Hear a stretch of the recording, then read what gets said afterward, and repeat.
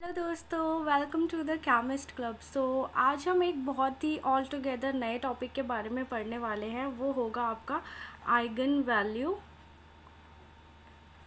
या फिर eigen value equations. Okay, आप जैसा कि जानते हैं, कुछ लोग जो अगर नए हैं तो मैं उनको बता दूं कि ये जो टॉपिक है ये मेरा क्वांटम केमिस्ट्री का टॉपिक है।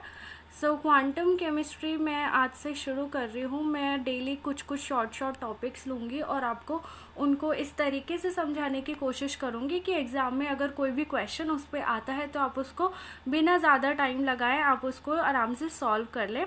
और इनमें मैं काफ़ी इंपॉर्टेंट टॉपिक्स भी इंक्लूड करूँगी, जैसे पर्टर्बेशन थ्योरी हो गया, वेरिएशनल प्रिंसिपल हो गया, स्लेटर डिटर्मिनेंट हो गया, और भी ऐसे बहुत से टॉपिक हम इसमें पढ़ेंगे। तो आप प्लीज़ बने रहिएगा, और जो लोग नए हैं प्लीज़ मेरे चैनल को सब्सक्राइब कीजिएगा। ओके, इससे मुझे मोटिवेशन मिलती है सच में, एंड एक हमारा वर्ड टू वर्ड रिलेशन भी बनेगा। दोस्तों, मैं स्टार्ट करती हूँ। आप जैसा कि जानते हैं कि क्वांटम केमिस्ट्री समथिंग जो हम आसानी से समझ नहीं पाते हैं ना, ये बहुत डिफ़िकल्ट होता है, एंड ऑब्वियसली डिफ़िकल्ट होगा because it is the study of something which can not be seen, है ना, जो हम अपनी नेकेड आइज से देख ही नहीं सकते हैं, तो उसको पढ़ना और मुश्किल हो जाएगा। तो इसीलिए मैं आपको एक थोड़ा एग्जाम्पल से समझाती हूँ कि फॉर एग्जाम्पल मेरे पास एक बॉल है, ठीक है, ये बॉल है मेरे पास, कोई भी बॉल मान लो, आप क्रिकेट बॉल है। अब आप जानते हो कि हम लोग जब बेसिकली हम फिज़िक्स पढ़ते हैं उसमें हम काइनेमैटिक्स पढ़ते हैं, ठीक है, काइनेमैटिक्स पढ़ते हैं या फिर हम क्लासिकल फिज़िक्स पढ़ते हैं।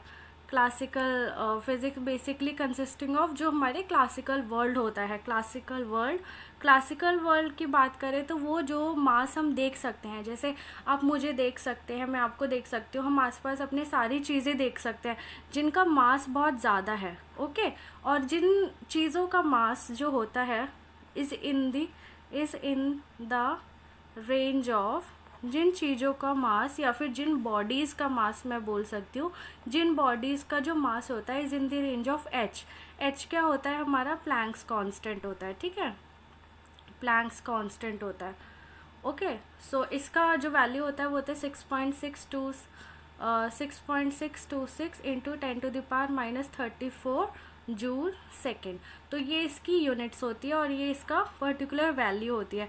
तो जिन बॉडीज़ का मास जो होता है वो प्लैंक्स कांस्टेंट के रेंज में होता है, उन बॉडीज़ को हम डिस्कस करते हैं क्वांटम वर्ल्ड में। ओके, क्वांटम वर्ल्ड में। तो अब हम जो हैं, हम क्लासिकल वर्ल्ड का पार्ट हैं, और ये जो बॉडीज़ हैं जो इस रेंज के मास में हैं वो क्वांटम वर्ल्ड का पार्ट है। ओके, अब मैं आपको क्या बता रही थी, मैंने जैसा कि अभी आपको बताया एक बॉल, तो बॉल हम देख सकते हैं, वो कैसा पार्ट है, वो क्वांटम वर्ल्ड का पार्ट नहीं है, वो किस वर्ल्ड का पार्ट है, क्लासिकल वर्ल्ड का। ओके, वो क्लासिकल वर्ल्ड का पार्ट है। अब जैसा कि आप जानते हो, मुझे क्लासिकली हम लोग क्या कैलकुलेट करते हैं, kinetic energy. Okay, kinetic energy हमें क्या बताता है कि किसी सिस्टम में अगर कोई बॉडी मेरी मूव कर रही है, ओके, मेरी जैसे कोई भी कार है या फिर बॉल ही है, बॉल को मैंने फेंका है तो वो आगे जा रही है, मूव कर रही है ग्राउंड पे, तो वो उसके अंदर कुछ ना कुछ एक काइनेटिक एनर्जी है। ओके, काइनेटिक एनर्जी मेरे को क्या बताता है कि वो उसकी मूवमेंट के बारे में बताएगा। काइनेटिक एनर्जी क्या होता है, half mv²। Okay, half mv² है, और वो कितना तेज़ी से मूव कर रही है, कितना तेज़ी से वो हिट करेगी आगे किसी सरफेस को, वो उसका क्या बताएगा, मोमेंटम बताएगा।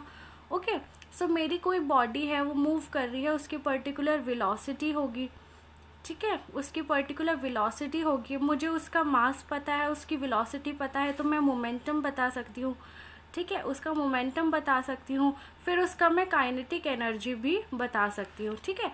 तो p²/2m ये मेरा क्या होता है, काइनेटिक एनर्जी। वो p क्या होता है, मेरा मोमेंटम होता है। तो देखिए, मैंने क्या करा, क्लासिकली मैंने सब चीज़ों को कैलकुलेट कर लिया। अब कोई ऐसी चीज़, अगर मैं क्वांटम वर्ल्ड की बात करूँ, तो क्वांटम वर्ल्ड में मैं ऐसी चीज़ों की बात कर रही हूँ जो हम देख नहीं सकते, which is not seen. Okay, जिसको हम देख नहीं पा रहे हैं। अब जो चीज़ मुझे दिख ही नहीं रही है तो उसका मैं काइनेटिक एनर्जी, उसका मैं मोमेंटम, उसकी मैं वेलोसिटी, उसका मैं मास, कैसे कैलकुलेट करूँगी? कोई तो एक टूल होना चाहिए मेरे पास, है कि नहीं? तो मेरे को क्या चाहिए, क्वांटम मैकेनिक्स में एक टूल चाहिए जिससे मैं किसी भी चीज़ का या किसी भी मेरे ऑब्जेक्ट का जिसको मुझे स्टडी करना है, ऑब्जेक्ट ऑफ स्टडी जो भी है, तो क्वांटम मैकेनिक्स में हमारे पास ऑब्जेक्ट ऑफ स्टडी क्या होता है? Particle in 1 dimensional box, particle in 2 dimensional box, particle in 3 dimensional box, और हमारे पास क्या होता है? सिंपल हार्मोनिक ऑसिलेटर होता है, रिजिड रोटेटर होता है, ठीक है? ये सब हमारे सिस्टम्स होते हैं। तो अब मुझे इन सिस्टम्स को, ये मेरे क्या हो गए? ऑब्जेक्ट ऑफ स्टडी हो गए। तो अब ये ऑब्जेक्ट ऑफ स्टडी हैं, तो इनको मुझे क्या करना पड़ेगा? इन ऑब्जेक्ट्स की मुझे क्या निकालनी पड़ेगी? काइनेटिक एनर्जी निकालनी पड़ेगी, ठीक है?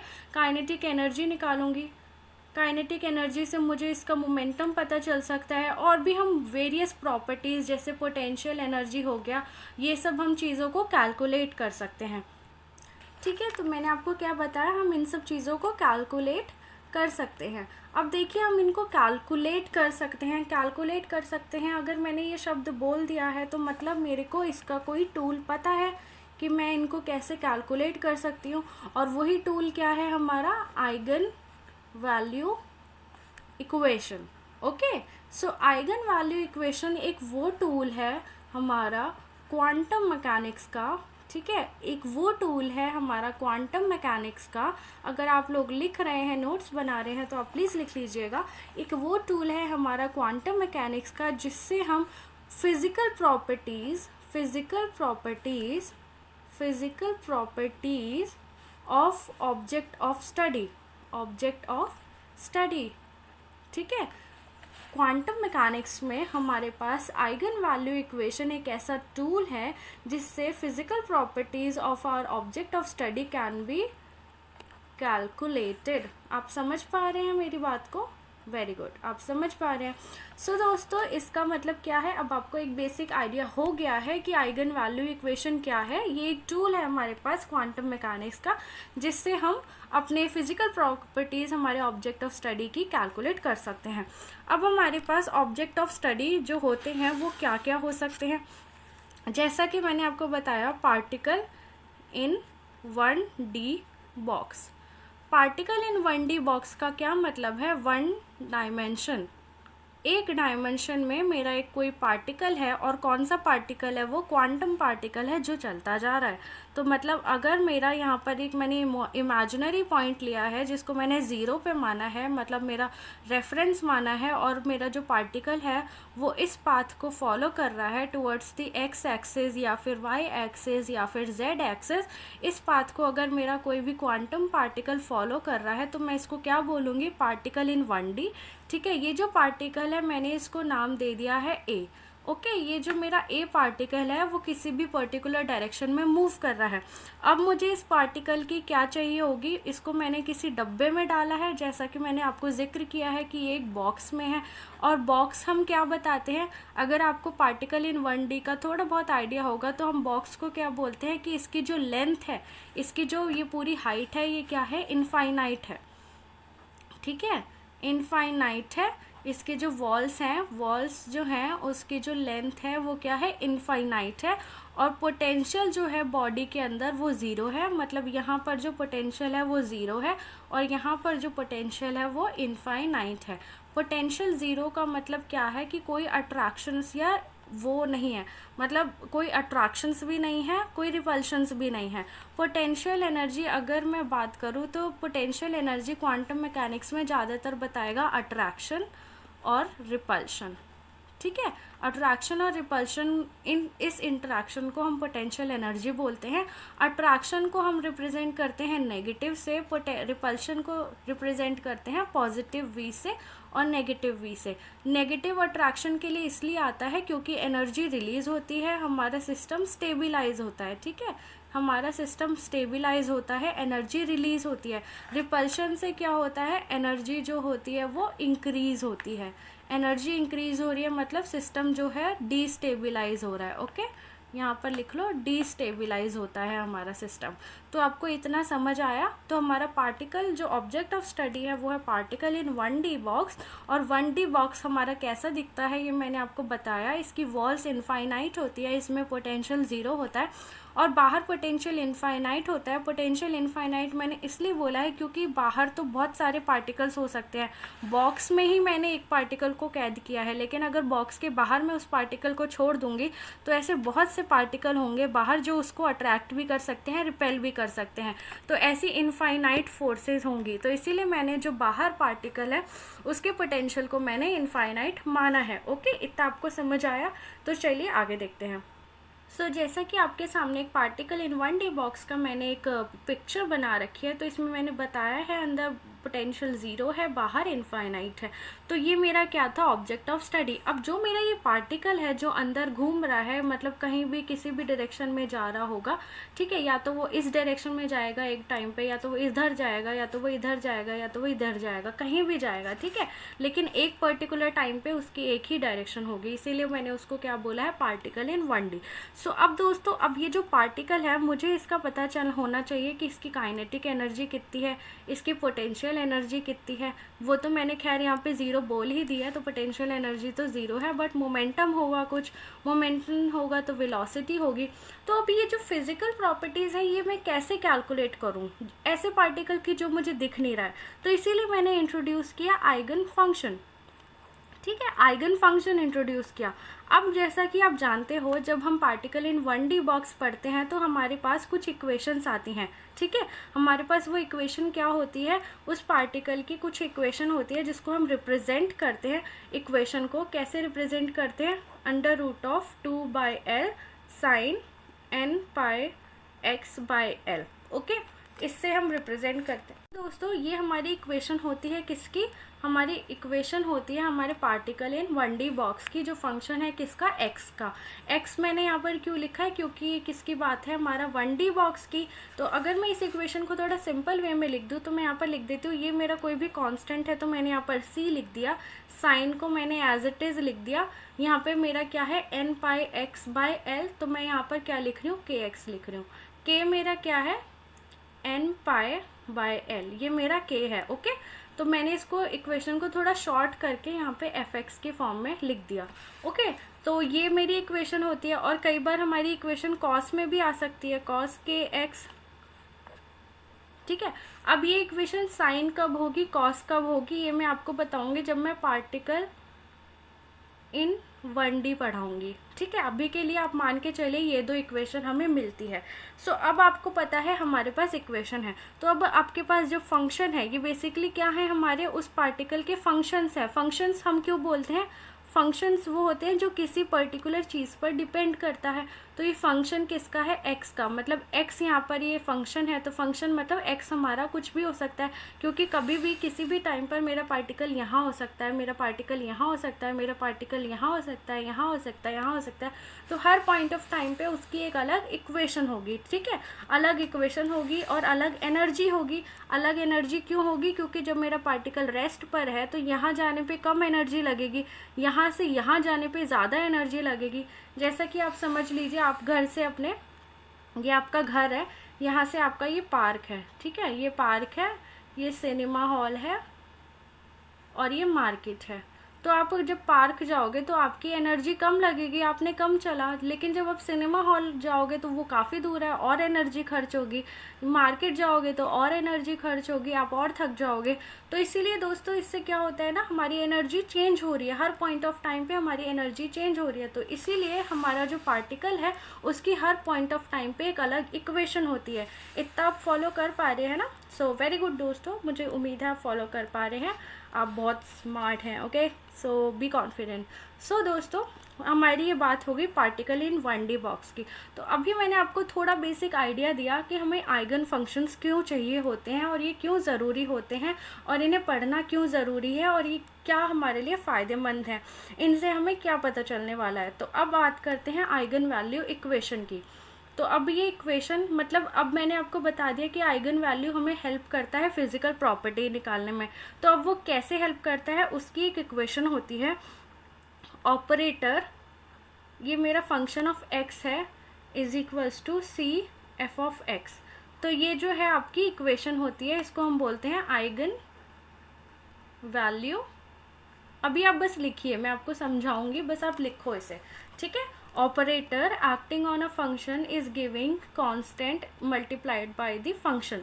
तो अब ये आपको बस लिखना है। ओके, सो अब देखिए यहाँ पर मैंने ऑपरेटर बोला है। ऑपरेटर मतलब क्या है, अगर मेरे को काइनेटिक एनर्जी निकालनी है तो मैं काइनेटिक एनर्जी को ऑपरेट करूँगी मेरे फंक्शन पे। फंक्शन मतलब ये वाला फंक्शन, ठीक है। ये जो मेरा फंक्शन है ये मेरे को किसकी प्रॉपर्टी बता रहा है, मेरे पार्टिकल की, जो 1D बॉक्स का पार्टिकल है, ठीक है। तो अब मैं उस फंक्शन पे जब काइनेटिक एनर्जी लिखूंगी, क्योंकि मुझे काइनेटिक एनर्जी चाहिए, तो जब मैंने काइनेटिक एनर्जी ऑपरेट किया इस फंक्शन पे तो मुझे क्या दे दिया, एक कांस्टेंट।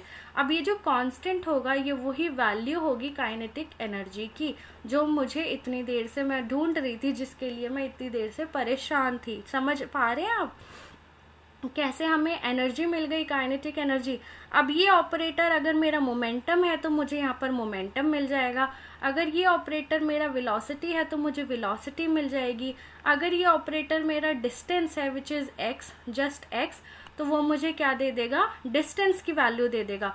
अगर मेरा ये वेलोसिटी है तो वेलोसिटी हम किससे रिप्रेजेंट करते हैं, डी बाई डी एक्स से, तो ये मेरे को क्या दे देगा, वेलोसिटी से। मोमेंटम के लिए हमारे पास एक ऑपरेटर होता है minus H direct del by del x, ये मेरा मोमेंटम का ऑपरेटर है, तो ये मुझे मोमेंटम की वैल्यू दे देगा। ये सब ऑपरेटर्स आपको पता होंगे आई एम श्योर, क्योंकि ये हम यूज़ करते हैं। अगर नहीं पता है तो इस वीडियो में मैं आपको बताऊंगी कि हर चीज़ का ऑपरेटर क्या होता है। So particle in 1D box की, ठीक है। तो ऐसे मुझे C वैल्यू मिल जाएगी, और ये जो वैल्यू होगी C ये एक कांस्टेंट होगा। कांस्टेंट से क्या मतलब है कि इसमें कोई भी एक वेरिएबल नहीं होगा, ठीक है। वेरिएबल जो है वो मेरा 0 है। वेरिएबल से मतलब है कोई भी ऐसा चीज़ x y z ऐसा कुछ नहीं होगा। Okay, it will be only pure numerical value. एक प्योर न्यूमेरिकल वैल्यू होगी जिसमें कोई भी कांस्टेंट नहीं होगा। ओके, कांस्टेंट नहीं होगा मतलब कोई भी कांस्टेंट नहीं होगा, x y z कोई भी कांस्टेंट नहीं होगा। ओके, सो एक प्योर न्यूमेरिकल वैल्यू होगी, और ये एक रियल वैल्यू होगी। हमारी कॉम्प्लेक्स वैल्यू नहीं होगी, इमेजिनरी वैल्यू नहीं होगी, मतलब आई भी नहीं होना चाहिए, क्योंकि इमेजिनरी तो फिर वो चीज़ हो गई ना जो हम देख नहीं पा रहे हैं, इमेजिनरी तो फिर एक कॉम्प्लेक्स चीज़ हो गई। ओके, तो मैंने सी की प्रॉपर्टी आपको क्या बताई है। सो दोस्तों, जो हमारा सी की अगर मैं क्वालिटीज़ यहाँ पर लिखूँ तो हमारा सी क्या होगा, एक प्योर रियल नंबर होगा, ठीक है। इट मे बी न्यूमेरिकल और सम अदर कांस्टेंट। और सम अदर कांस्टेंट का मतलब क्या है, के हो सकता है, एल हो सकता है, एम हो सकता है, बट नॉट वेरिएबल। वेरिएबल नहीं होगा, एक्स वाई जेड, मतलब एक्स है, क्योंकि एक्स वाई जेड ये क्या है, मेरे कोऑर्डिनेट सिस्टम है, तो ये सब क्या है, वेरिएबल, क्योंकि वो पार्टिकल की पोजीशन के हिसाब से चेंज होते जा रहे हैं। ओके, एंड ये will not be not imaginary. Imaginary मतलब e to the power i या फिर i, ऐसा कुछ वैल्यू नहीं होगी उस मेरे c की। तो ये मेरे c की क्या हो गई, क्वालिटीज़। तो अगर आप नोट्स बना रहे हैं तो आप इसको लिख लीजिए। तो अब बेसिकली हम लोगों को थोड़ा बहुत आइडिया हो गया है, तो मैं आपके सामने एक एग्जाम्पल लेती हूँ।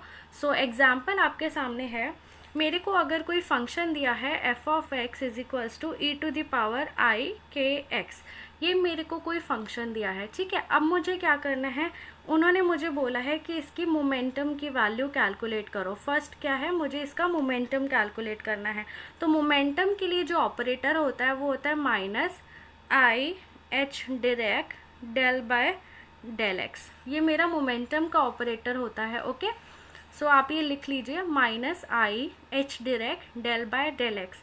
आपको ये याद रखने पड़ेंगे, इसकी कोई ट्रिक नहीं है, क्योंकि ये चीज़ ना याद ही रखनी पड़ेंगी, ये थ्रू आउट आपके क्वांटम में यूज़ होने वाली है। तो मोमेंटम मेरा यहाँ पर पी एक्स है, पी एक्स मतलब एक्स डायरेक्शन का मोमेंटम, तो it is minus I H direct del by del x. दूसरा डिस्टेंस का ऑपरेटर आपका एक्स होता है, ऑपरेटर पे कैप आता है एक, तो इट इज़ लाइक एक्स, ये एक्स ही होता है। तीसरा आपका क्या हो गया, काइनेटिक एनर्जी का ऑपरेटर। काइनेटिक एनर्जी का ऑपरेटर इसको हम कैसे लिखते हैं, P x square by 2m। Okay, ये आपका काइनेटिक एनर्जी का ऑपरेटर है। तो पी एक्स स्क्वायर मतलब मोमेंटम का स्क्वायर, तो इसका हमें क्या करना है, स्क्वायर।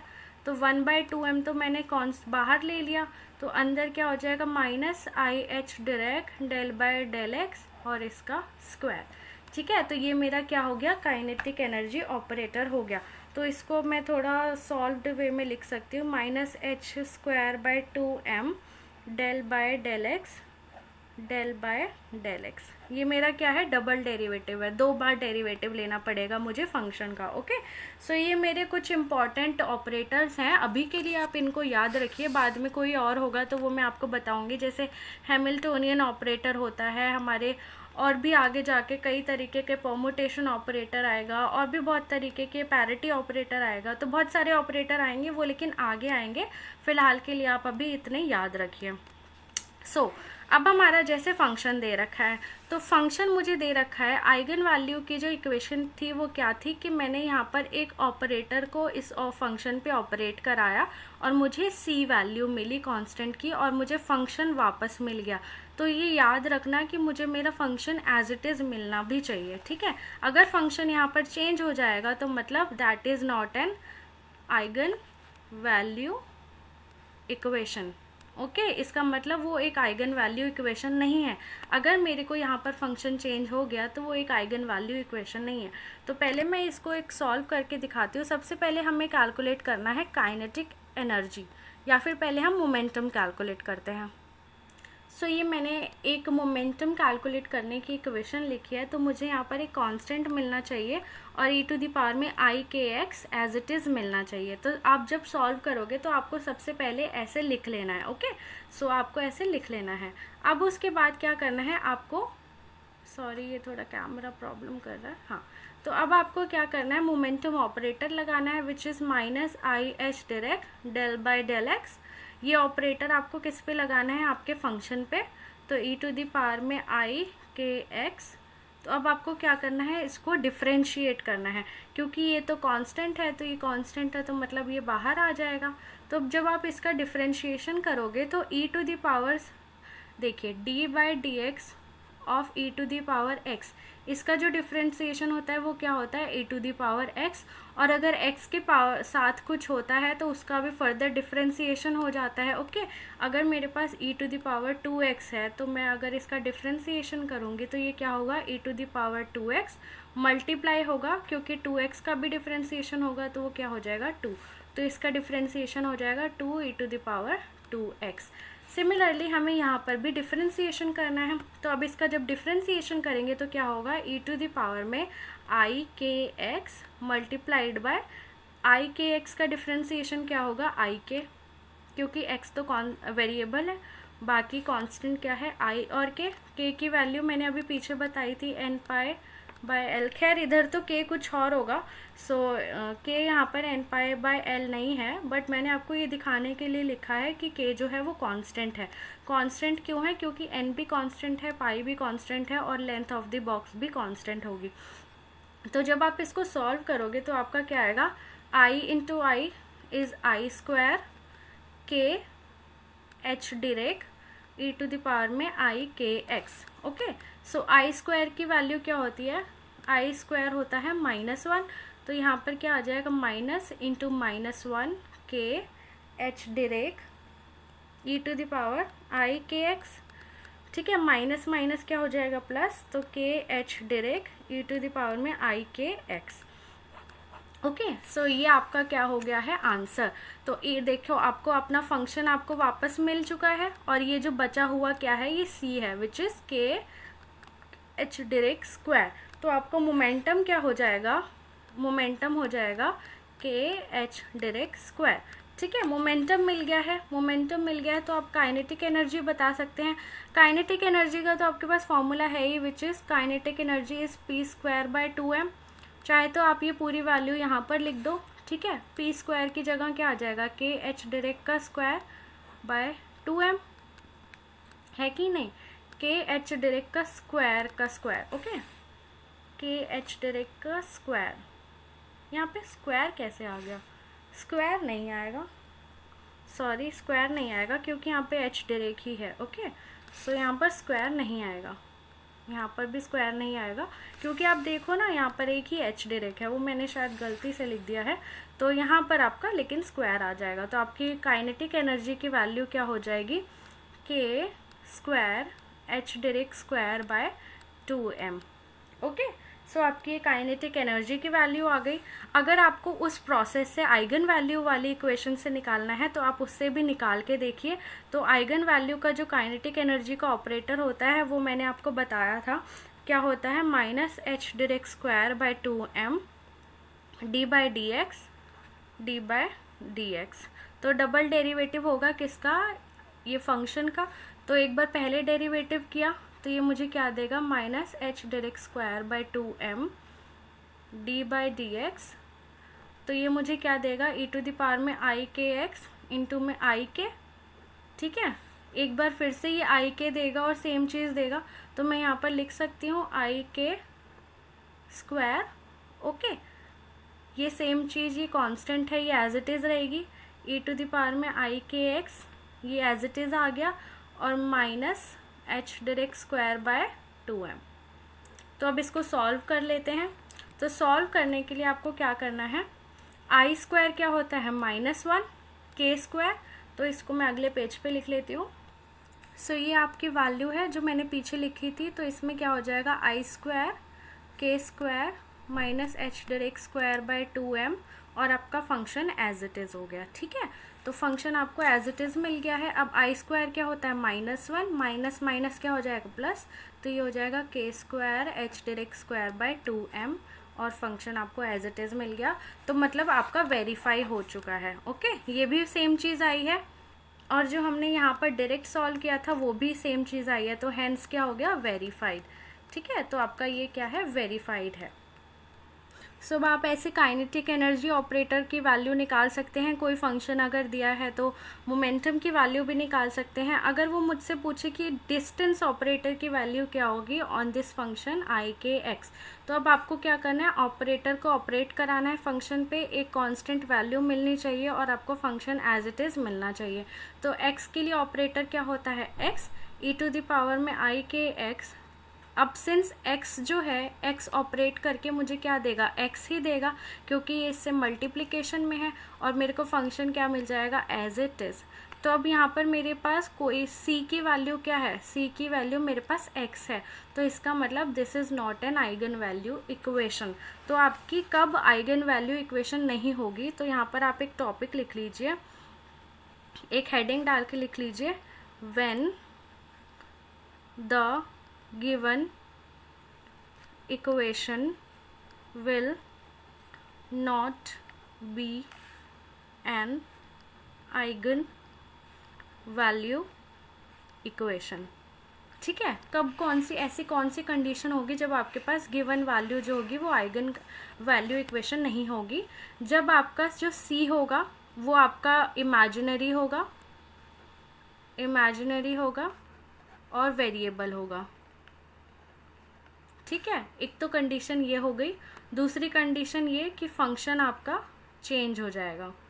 अगर फंक्शन आपका चेंज हो गया तब भी वो इक्वेशन आइगन वैल्यू इक्वेशन नहीं होगी। अगर आपका जो c है वो इमेजिनरी या वेरिएबल मिलेगा तब भी वो आइगन वैल्यू इक्वेशन नहीं होगी।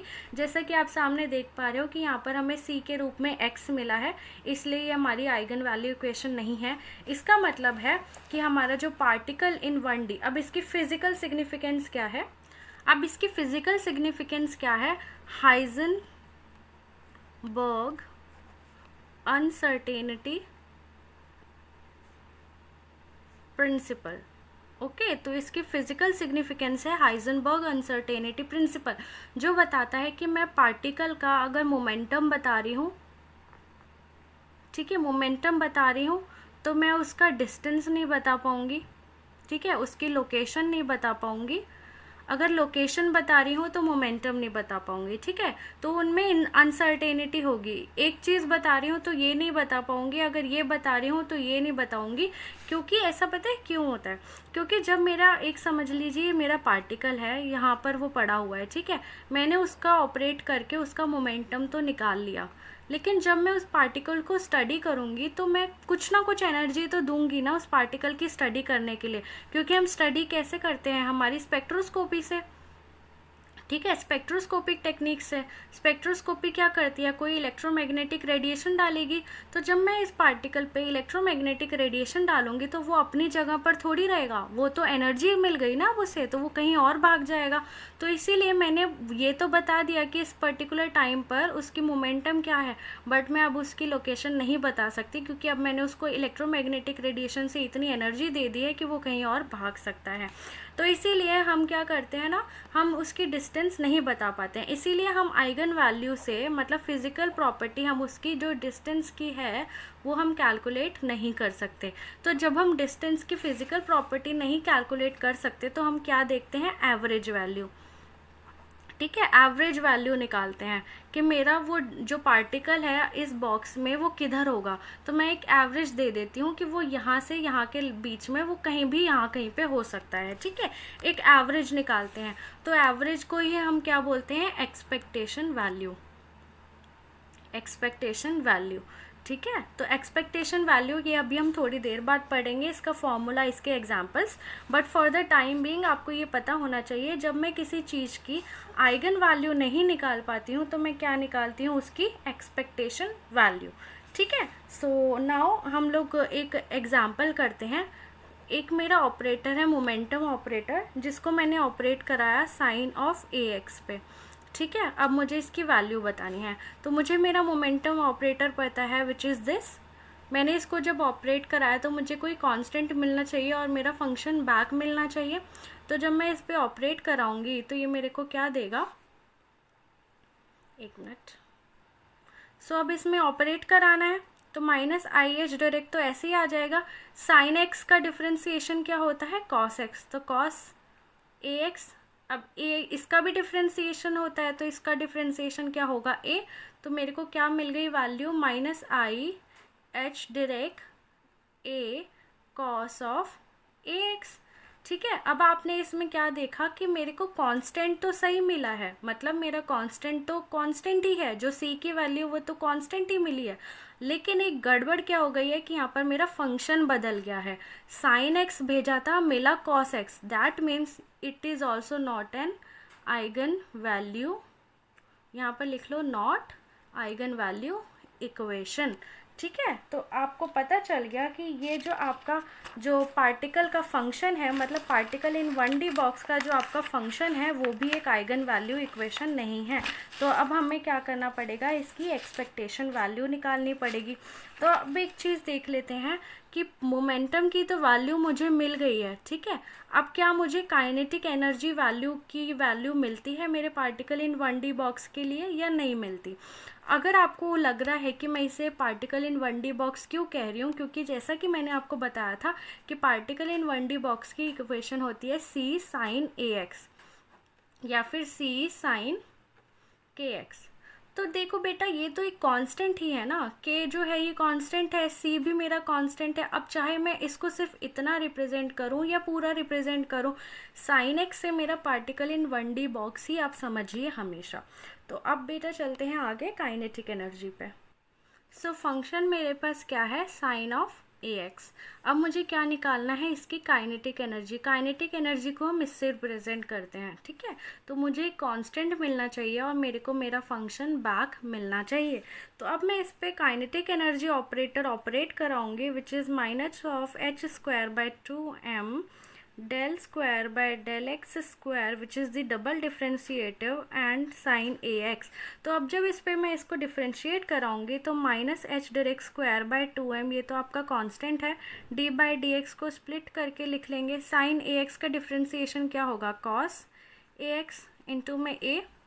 तो अब फिर से एक बार डिफरेंशिएशन होगा तो ये क्या हो जाएगा, minus H direct square by 2m। एक बार डिफरेंशिएशन और होगा तो क्या देगा मुझे, कॉस का डिफरेंशिएशन क्या होता है, माइनस साइन ए एक्स, और ये a का स्क्वायर हो जाएगा। तो अब माइनस माइनस क्या हो जाएगा, प्लस। समझ रहे हो बेटा आप, तो माइनस माइनस प्लस हो जाएगा, h direct a square by 2m sine a x. बहुत कमाल की चीज़ हो गई है इस समय, आपको अब सामने देखिए, आपको मोमेंटम की वैल्यू तो नहीं मिली, आपको काइनेटिक एनर्जी मिल गई है। तो काइनेटिक एनर्जी की वैल्यू क्या है आपकी, a square h direct square by 2m। इसका मतलब आपको काइनेटिक एनर्जी पता चल गया है। तो अगर आप आइगन वैल्यू इक्वेशन से काइनेटिक एनर्जी नहीं, सॉरी, आइगन वैल्यू इक्वेशन से आपको मोमेंटम नहीं मिला था। जब हमने पीछे मोमेंटम कैलकुलेट किया था तो मोमेंटम हमें नहीं मिला था, बट आपको क्या मिल गया है, काइनेटिक एनर्जी। तो काइनेटिक एनर्जी आपको मिल गई है, ठीक है। काइनेटिक एनर्जी अब आपको मिल गई है, तो अब आपको क्या करना है, हमें पता है कि kinetic energy is equals to p square by 2m। P क्या होता है, मोमेंटम। तो काइनेटिक एनर्जी की वैल्यू हम यहाँ पर लिख देंगे, ठीक है। अब पी स्क्वायर बाय 2m, तो 2m से 2m तो कैंसिल।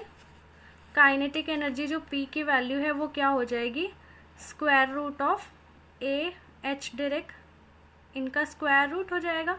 तो वैल्यू क्या बचेगी आपके पास, ए एच डायरेक्ट। तो ये आपका क्या है, मोमेंटम। मतलब आपका मोमेंटम आइगन वैल्यू इक्वेशन से तो नहीं निकला, बट आपने किससे निकाल लिया, काइनेटिक एनर्जी ऑपरेटर से। तो देखो, आपको बस थोड़ा प्ले करने की ज़रूरत है। ये सब चीज़ें अभी ना आपको नहीं लग रही होंगी, बट मैं विश्वास के साथ कह सकती हूँ कि थोड़ा बहुत आप प्रैक्टिस करोगे, आपको बहुत आसानी से हो जाएगी। बाकी मैं भी अपनी तरफ से पूरी कोशिश कर रही हूँ कि आपको चीज़ें समझ आए।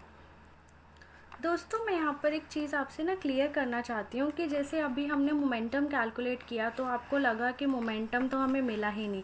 तो कई बार ना इंटरव्यू पॉइंट ऑफ व्यू से मैं आपको एक चीज़ बताना चाहती हूँ। इंटरव्यू में ना कई बार वो पूछ लेता है कि भाई हमारा जब पार्टिकल इन बॉक्स में मोमेंटम ही नहीं है तो वो पार्टिकल मूव कैसे कर रहा है।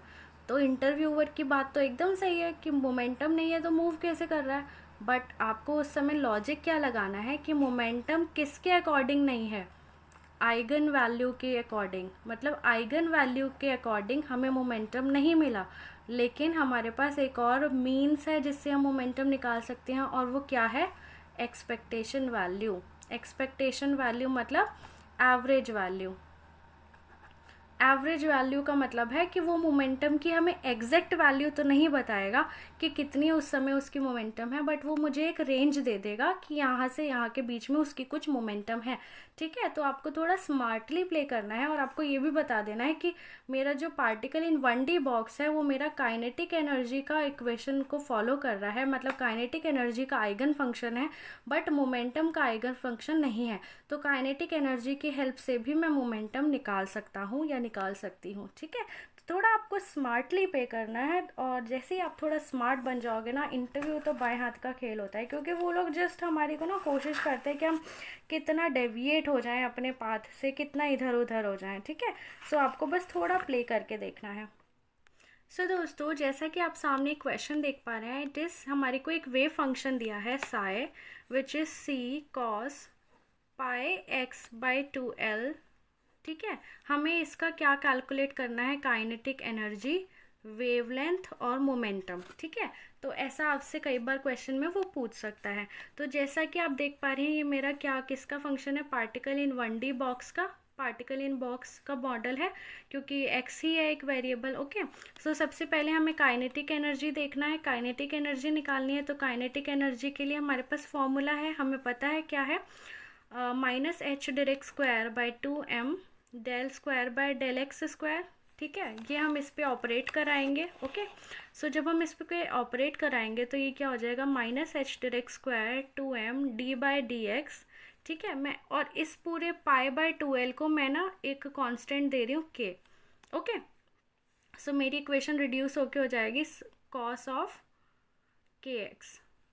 तो मैं यहाँ पर लिखूँगी c कॉस के एक्स, इसका डिफ्रेंसिएशन होगा, एक बार यहाँ पे लिखोगे आप, तो आपको क्या मिलेगा, minus H direct square by 2m del by del x.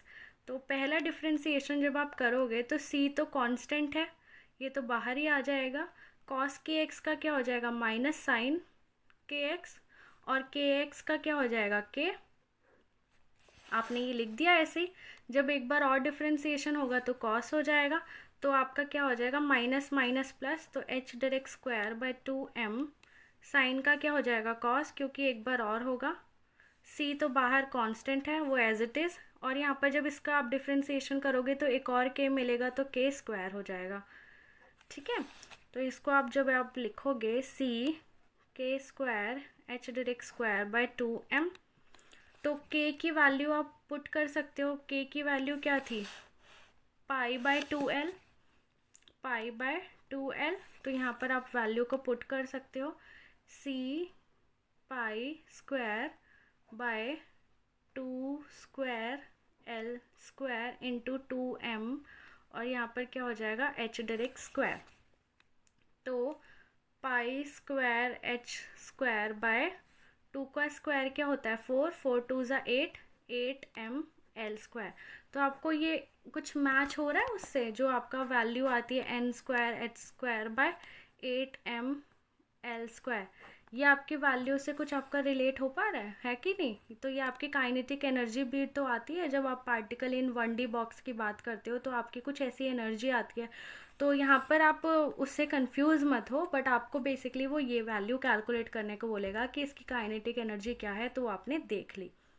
अब आपको कैलकुलेट करना है मोमेंटम। ओके, सो मोमेंटम आपका क्या हो जाएगा, सिंपल काइनेटिक एनर्जी से कैलकुलेट करो, which is p square by 2m, और आपकी काइनेटिक एनर्जी क्या आई थी, pi square h direct square by 8m l square. Okay, so अब आपको क्या करना है, पी की वैल्यू कैलकुलेट करनी है। तो पी एम से एम कैंसिल, 2 1 ज़ा 2, 2 4 ज़ा 8, तो ये आपका क्या हो जाएगा p square by square h direct square by 4l square. ठीक है, तो अब आपकी क्या हो जाएगी, plus minus pi h direct by 2l, तो ये आपका मोमेंटम हो जाएगा। ठीक है ना, तो ये आपका मोमेंटम हो जाएगा। और आपको शॉर्ट फॉर्म में लिखना है तो लिख सकते हो प्लस माइनस के एच डायरेक्ट, क्योंकि देखो हम जब हम स्क्वायर हटाते हैं तो यहाँ पर प्लस माइनस आता है ना, इसीलिए यहाँ पे मैंने प्लस माइनस लिखा है। तो देखो बेटा, प्लस माइनस का मतलब क्या है कि वो प्लस पॉजिटिव डायरेक्शन में भी मूव कर सकता है, माइनस डायरेक्शन में भी मूव कर सकता है। तो इसका मतलब क्या है कि आपको रेंज मिल गई है आपके पार्टिकल के मोमेंटम की, विच इज़ बिटवीन माइनस के एच डायरेक्ट टू के एच डायरेक्ट। ठीक है, तो आपको एक रेंज मिल चुकी है। अब आपको अगर लैम्डा फाइंड आउट करने को बोले कि वेवलेंथ क्या है मेरे पार्टिकल की, तो वेवलेंथ आप कैसे निकालोगे, डी ब्रॉगली के फॉर्मूले से। डी ब्रॉगली का फॉर्मूला क्या होता है, एच अपॉन में p is equals to lambda. P आपको पता है क्या है, एच अपॉन में एच तो यहाँ पर सिंपल वाला एच है, और पी आपका क्या है के एच डायरेक्ट। तो ये आपका क्या हो गया लैम्डा। तो लैम्डा आपका निकल सकता है, एच डायरेक्ट की वैल्यू क्या होती है, एच अपॉन में 2 पाई। तो यहाँ पर आपको पुट कर देना है।